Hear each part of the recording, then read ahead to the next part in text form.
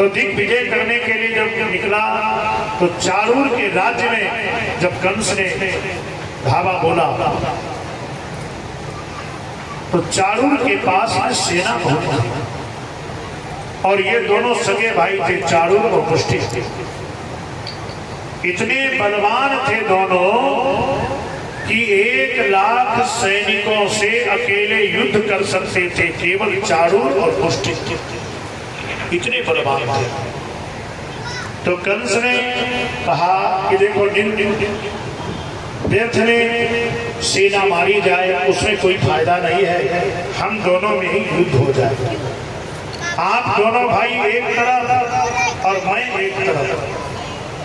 यदि आप दोनों भाई मिल करके युद्ध में मुझे परास्त कर दो तो जीवन भर आपका सेवक बन करके मैं जीवन बिताऊंगा, और तुम दोनों को युद्ध में यदि मैं परास्त कर दिया तो आप दोनों मेरे सेवक बन करके शेष जीवन आपको बिताना पड़ेगा।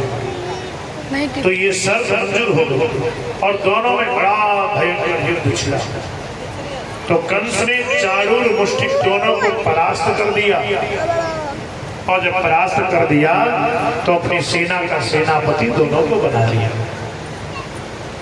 और उसका राज्य अपने अधीन, बोलो जैसे।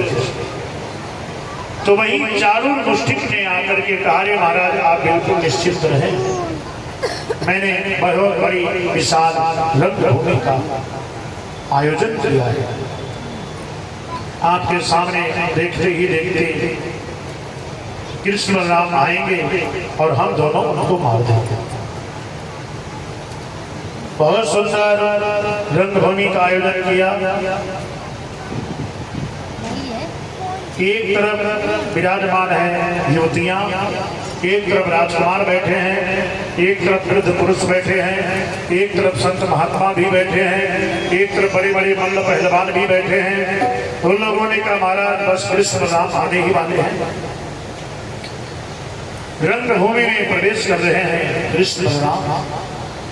मल्ला राम सलीर्णाम नरवरः स्त्रीणाम ईश्वरो मूर्तिमान् गोपानां स्वजनो सतांक्षित भुजा शास्त्रासपेत्रोषिषु मृत्युर्भोजपतिर्विराट विदुषं तत्त्वं परं योगिनां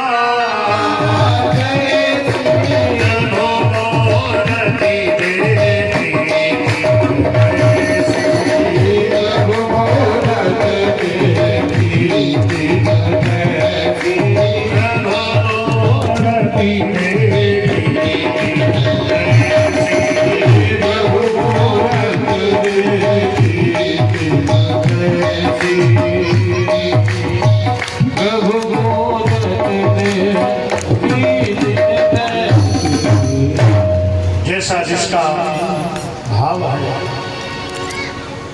एक ही प्रभु के दर्शन अनंत रूप में हो रहा है। परमात्मा के स्वरूप में कभी कोई परिवर्तन नहीं होता है, लेकिन भावनात्मक दृष्टि जैसी हमारी होती है वैसा ही वो दिखने लग जाता है। कंस को मेरा गोविंद साक्षात काल के रूप में दिखता है। चारूर मुष्टिक ने कहा आओ कृष्ण, आज तुमको हमसे युद्ध करना पड़ेगा। तो कन्हैया ने कही मामा जी लड़ने तो हमको आवे ही ना है। अरे कैसे नहीं आता, मैंने बड़े बड़े राक्षसों को भेजा, तुमने उन सबको मार दिया और हमसे कहते हो कि लड़ना नहीं आता। तो कन्हैया ने कही मामा तुम्हारे सर की सौगंध खाए के कहूं, जितने भी गए सब मरे मराए गए, मैंने तो उन्हें केवल जमुना जी में फेंके बस। चारूर ने कहा मुझे मालूम है कि तुम नाटक बहुत अच्छा करते हो, न बालो न किशोर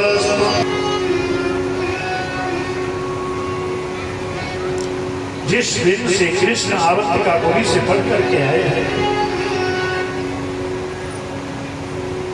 गोपियों की याद आती है, किशोरी राधा रानी की याद कर करके रोते रहते हैं। सरस किशोरी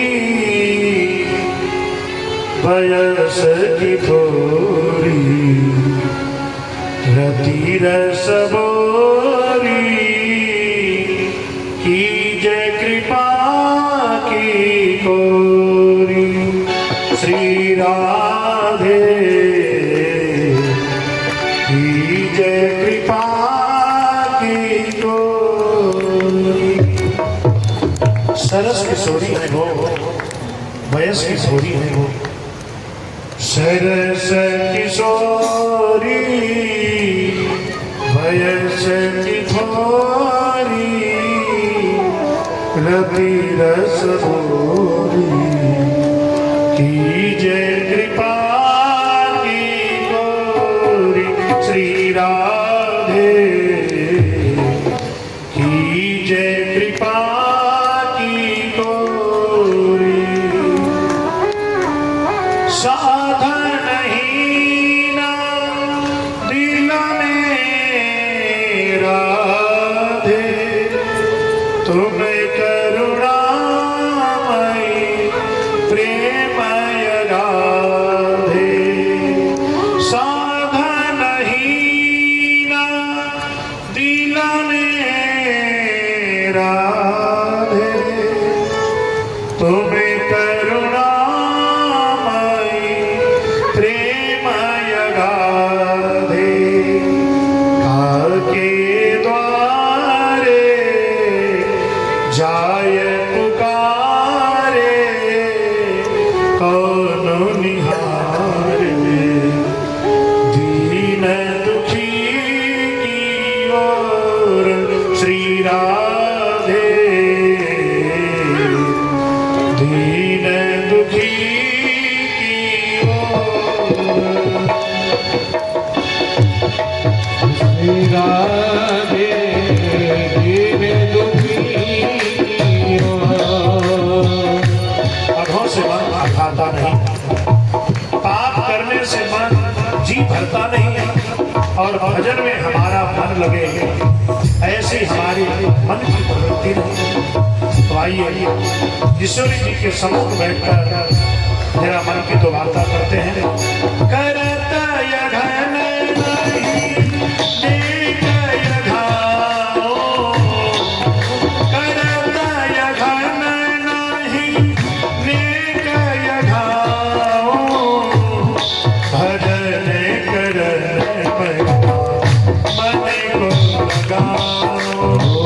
भजन करन मन को लगाओ।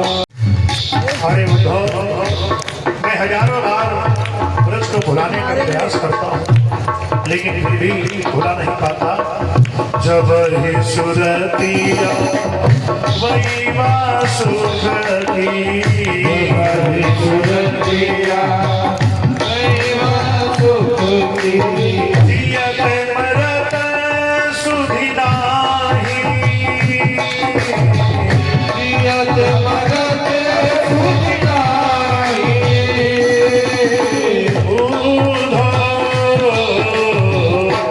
मोहि ब्रज बिसरत भाई, मोहि ब्रज बिसरत भाई। अरे उद्धव,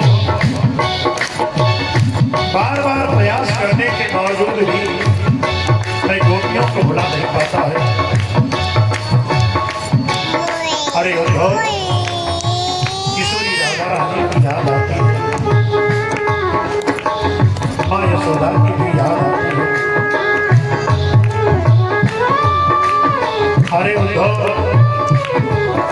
जिन ब्रजवासियों ने खाते पीते सोते नाचते गाते हर परिस्थिति में मुझे चाहा, उन ब्रजवासियों को मैं रोता गिरफ्ता छोड़कर चला। महान यशोदा माँ से मैंने झूठ बोल करके आया,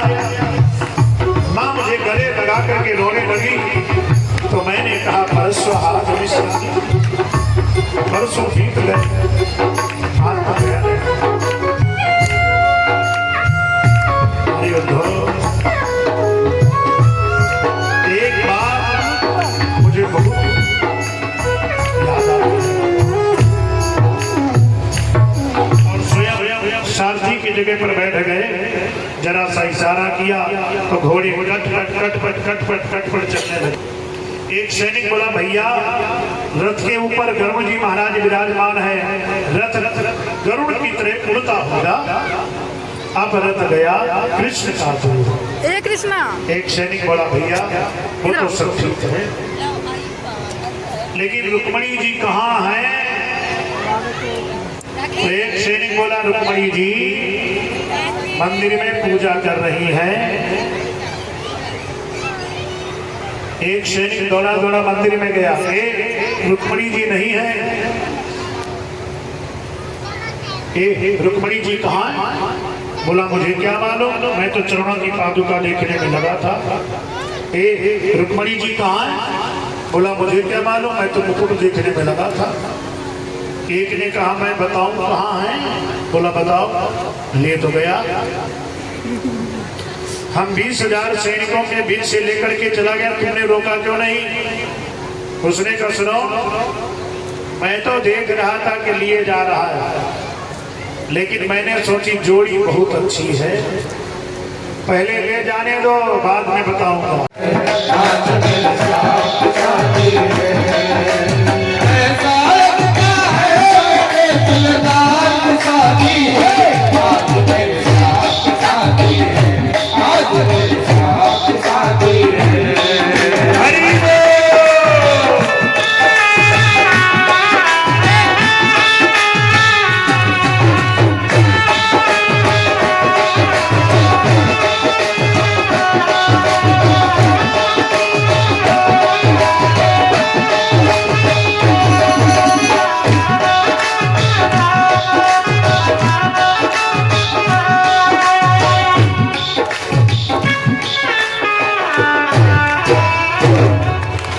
बारात गई,